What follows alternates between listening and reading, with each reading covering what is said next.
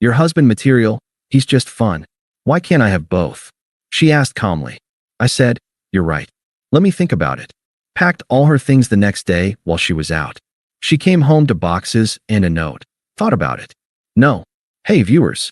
Before we move on to the video, please make sure to subscribe to the channel and hit the like button if you want to see more stories like this. Thanks. The pattern started around April. Brooke would come home later and later, smelling like cigarette smoke and cheap beer. She'd say she was networking. That event planning meant being out when everyone else was out. I believed her because I wanted to. By June, she was gone 4 or 5 nights a week. I'd come home from the accounting firm at 6, make dinner for 1, eat alone, and fall asleep before she stumbled in around 2 in the morning. We'd been together 3 years. She'd moved into my apartment a year ago. I owned the place, bought it before we met. She didn't pay rent, just kicked in for utilities when she remembered. I didn't mind. That's what you do when you love someone, right? But something had shifted. She used to curl up next to me on the couch, laugh at my terrible jokes about tax season, cook elaborate Sunday brunches just because. Now she barely looked at me. She was always on her phone, always smiling at texts she never shared, always had somewhere else to be. I tried talking to her about it in May. You're out a lot lately, I said one night over takeout Chinese. She didn't look up from her phone. It's my job, Tyler. I have to be visible. Events happen at night. I know. I just miss you. I'm right here. But she wasn't. Not really. I told myself I was being paranoid. Insecure. She wasn't cheating. She was just busy. Building her career. I was the stable boyfriend with the boring job and the predictable schedule. She needed excitement. That was okay. That's what I kept telling myself until the night I saw them together. It was a Thursday in late June. My coworkers dragged me out for happy hour at a bar downtown, someplace trendy with exposed brick and overpriced cocktails. I was nursing a beer, half listening to someone complain about a client, when I saw her. Brooke was at the bar with a guy I'd never seen before. He was maybe mid-20s, wearing a backward snapback and a tank top that showed off tattoo sleeves. He had his hand on the small of her back. She was laughing, touching his arm, leaning into him in a way she hadn't leaned into me in months. I watched for 5 minutes. He bought her a drink. She fed him a cherry from her cocktail. He whispered something in her ear, and she threw her head back, genuinely delighted. I felt sick. I left without saying goodbye to my coworkers. Drove home, sat in my apartment, our apartment, and waited. She came home at 3 in the morning. I was still on the couch. You're up late, she said, kicking off her heels. Couldn't sleep. Work stress. Something like that. She didn't ask more. Just went to the bathroom, brushed her teeth, and passed out in our bed fully clothed. I slept on the couch. The next few days were strange. I watched her differently. Noticed things I'd been ignoring. The way she was always texting. The way she'd disappear into the bathroom for 20-minute phone calls. The new clothes, tighter, shorter, more revealing than anything she used to wear. By Wednesday, I decided to talk to her. Really talk. No accusations, just honesty. Thursday night, I came home with her favorite Thai food and a plan to ask her directly. Who was the guy at the bar? She got home at 7, which was early for her lately. What's all this? She asked, eyeing the food spread out on the table. Thought we could have dinner together. Actually talk. She sat down, but she looked wary. Okay. What do you want to talk about? I took a breath. Us. How we're doing. We're fine. Are we? Because it doesn't feel fine. You're out every night. We barely see each other. She put down her fork. Here we go? I knew this was coming. What's coming? The guilt trip. The you don't spend enough time with me speech. Tyler, I told you when I started this job, event planning isn't 9 to 5. I have to be out there. I have to network. I'm not asking you to quit your job. I'm just saying I miss you. I miss us. Well, I can't just sit at home every night waiting for you to be done with spreadsheets. I need stimulation. I need to actually live. That stung. I'm not asking you to sit at home. I'm asking you to be present when you are here. I am present. Who's Chase? Her face changed. Just for a second. Then she recovered. Chase? He's just a friend. Works at one of the venues I book. I saw you with him.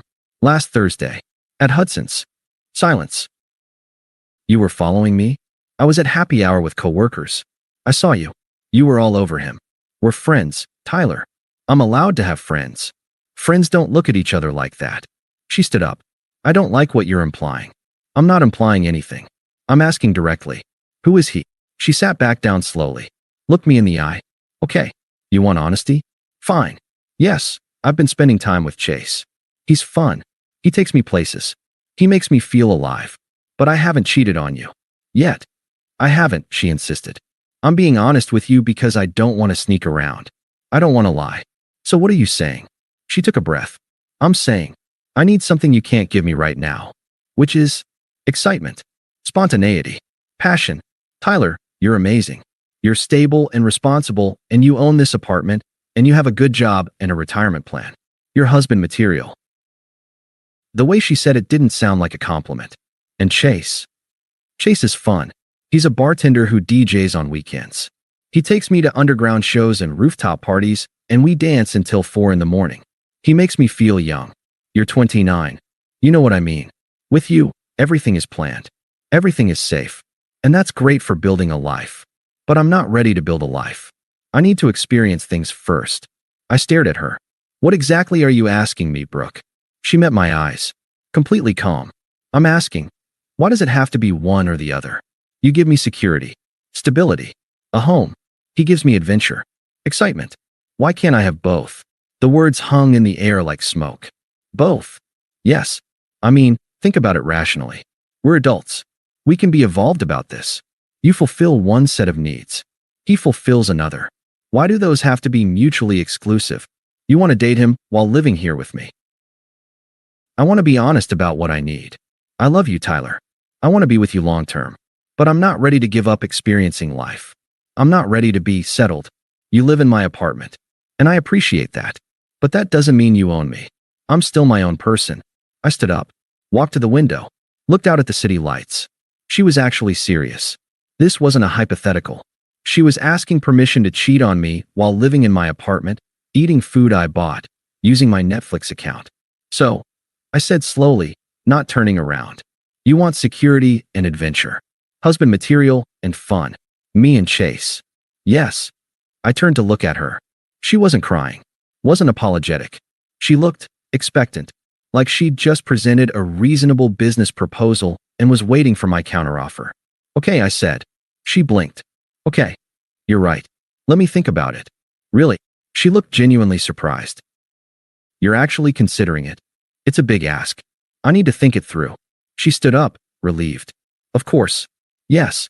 Think about it. Really consider it. I think if you're honest with yourself, this could work for both of us. Maybe. She kissed my cheek. Thank you for being open-minded. This is why I love you. You're so rational. She grabbed her purse. I'm meeting Melissa. We can talk more tomorrow, okay? Sure. She left. I stood in the kitchen, surrounded by Thai food neither of us had eaten, and felt something click into place. Something cold and clear. She was right about one thing. I didn't need to think about it. I called my sister Nina at 9. She wants to date another guy while living in my apartment, I said without preamble. 5 seconds of silence. Then, please tell me you're leaving her. I'm thinking about it. Tyler, there's nothing to think about. She just asked permission to cheat on you. She says it's not cheating if I know about it. She's delusional. And you're better than this. Tell me you're leaving. I am. I just need to do it right. What does that mean? She doesn't pay rent. Never has. She just kicks in for utilities sometimes. She's not a tenant, legally speaking. So you can just pack her out. Yeah, I checked. No rental agreement, no rent payments, no tenant protections. Nina's voice changed, became sharp and focused. When? Tomorrow. While she's out. I'll be there at 9. What do you need? Boxes. Help packing. A witness. Done. And Tyler. Yeah. I'm proud of you. I didn't sleep that night. I sat at my laptop researching, planning, thinking. She wanted both. She wanted the security of a boyfriend and the excitement of a lover. She wanted the apartment and the adventures. She wanted to have her cake and eat it too. She'd get neither. I ordered moving boxes on Amazon. 20 of them. Overnight shipping. Then I texted my friend Kevin. Need help tomorrow. Can you bring your truck? Kevin, what time? Tyler. 10. Kevin, I'll be there. I sat on my couch that I'd bought, in my apartment that I owned, and felt completely calm. Friday morning, Brooke left for work at 8:30. She was in a good mood. Have you thought about it? She asked, kissing my cheek. Still thinking, I said. Take your time. But really consider it, okay? I think this could be really good for us. She left. I waited 10 minutes to make sure she was really gone. Then I called Nina. She just left. Come over. The boxes arrived at 9. Nina showed up 5 minutes later with coffee and a grim expression. Let's do this, she said. Kevin arrived at 10 with his truck. We started packing. Nina handled her clothes. Every dress, every pair of shoes, every piece of jewelry. She was methodical, folding things carefully, packing them in boxes with labels. Clothes 1, clothes 2, shoes. I handled the bathroom. All her makeup, her hair products, her skincare routine that took up an entire shelf. 3 boxes full. Kevin took the spare room where she kept her desk, her laptop, her event planning materials, her vision board, her collection of self-help books about living your best life. By 2 in the afternoon, everything she owned was in boxes, stacked neatly by the front door. I did a final sweep, checked every drawer, every closet, every cabinet. Found a photo of us from our first year together.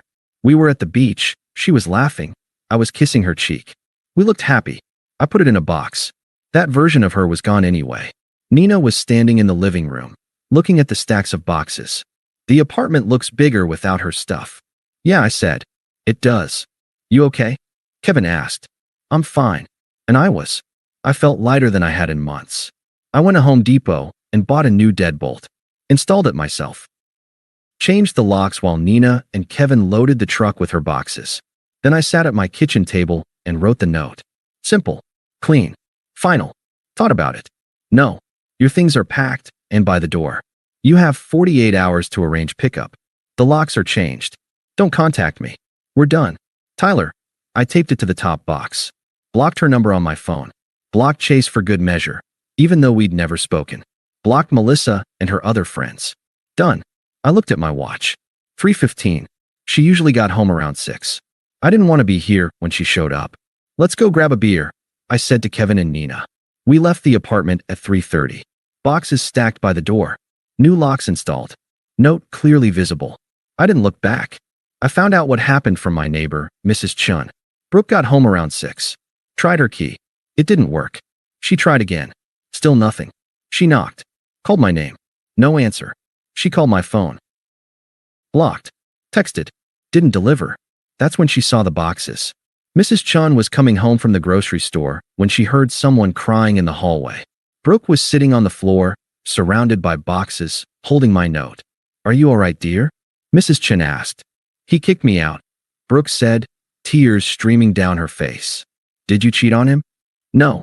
I asked to explore my needs. I was being honest. Mrs. Chun looked at the boxes. At the note. At Brooke's tear-stained face. Sounds like he was honest too, she said, and went into her apartment. Brooke sat in that hallway for another hour, calling me from different numbers. I didn't answer any of them. Finally, she called Melissa to come pick her up. I know all this because Mrs. Chun told me when I came home at 9 that night. Your girlfriend made quite a scene, she said. Very dramatic. Ex-girlfriend? I corrected. Good, Mrs. Chun said. You deserve better than someone who makes you feel like you're not enough. The voicemails piled up. I didn't listen to them, but I could see the timestamps. She'd called from 7 different numbers. Finally, I listened to one. Just to know. Tyler, this is insane.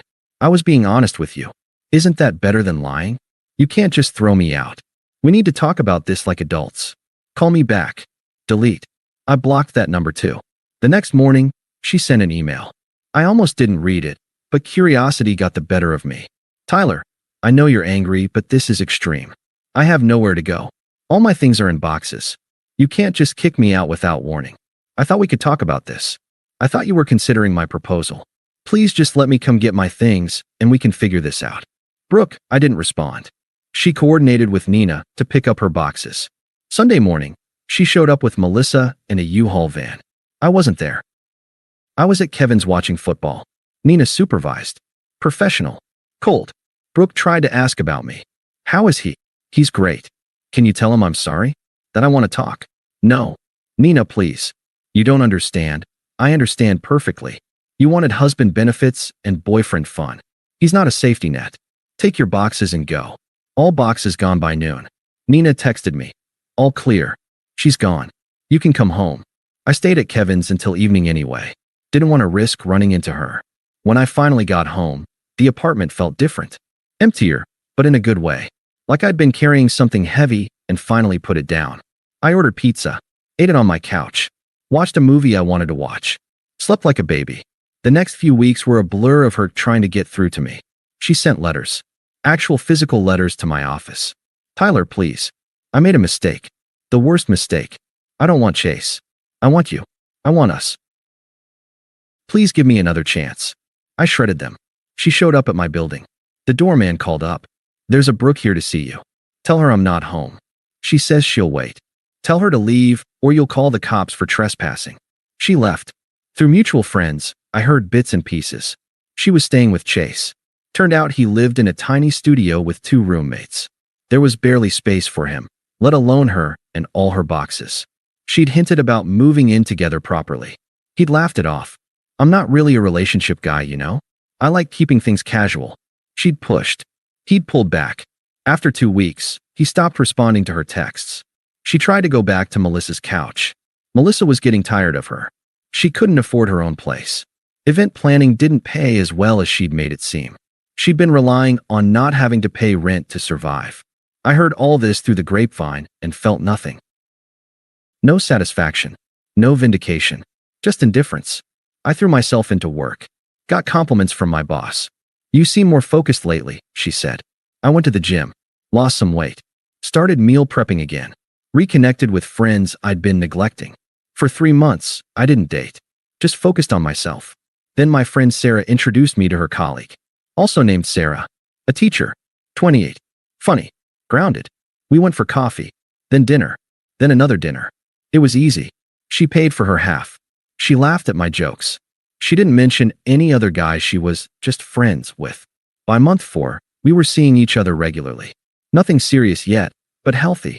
Real. She asked about my last relationship once. What happened?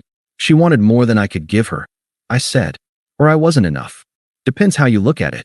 Her loss, Sarah said. I smiled. Yeah, I think so too. The wedding invitation came in September. Mutual friend. I almost didn't go. Then I thought, why not? I had nothing to hide from. I RSVP'd for 2. Brought Sarah. The wedding was nice. Good food, open bar, beautiful venue. I was having a good time when I saw her. Brooke was at the bar. Alone. She looked different. Thinner. Harder. Like she'd been running on fumes for months. Our eyes met across the room. She started walking toward me. Sarah was in the bathroom. I braced myself. Tyler, Brooke said. Brooke. Hey. You look good. Thanks. You too. Awkward pause. Is that your girlfriend? She'd seen Sarah earlier. Yeah. Sarah. We've been seeing each other a few months. She's pretty. She's great. Brooke looked down at her drink. I've been wanting to talk to you. Okay. I'm sorry. For everything. I was stupid and selfish, and I didn't appreciate what I had. I appreciate the apology. Do you forgive me? I thought about it. Yeah. I do. Her face lit up. Really? Yeah. I'm not angry anymore. You actually did me a favor. A favor? You showed me what I won't accept. What I deserve. So, thank you for that. Tyler, I know I messed up, but if there's any chance, there's not. Just like that. Just like that.